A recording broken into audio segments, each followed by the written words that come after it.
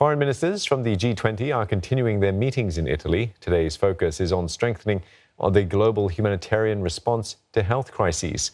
Now, for more on this, Stuart Smith joins us from London. Stuart, food security, a major focus of today's talks.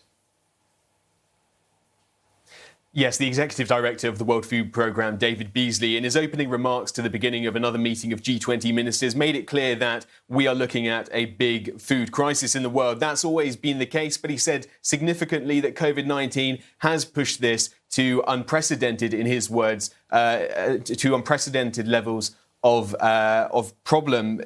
Unprecedented famine is on the cards, destabilizing of nations and mass migration. And he praised the hosts, Italy, for being incredibly proactive and helpful in this area with regard to logistics, making sure flights can go ahead from Italy during a time when most airports were not accepting people coming in.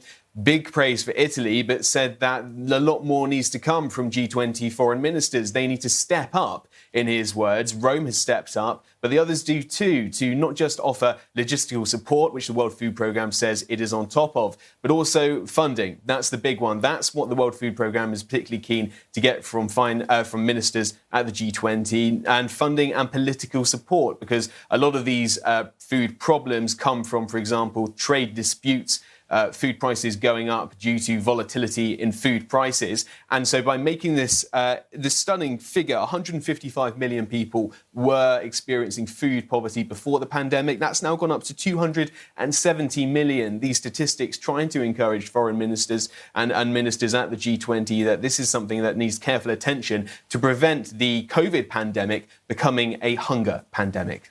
Thanks for that. Stuart Smith in London.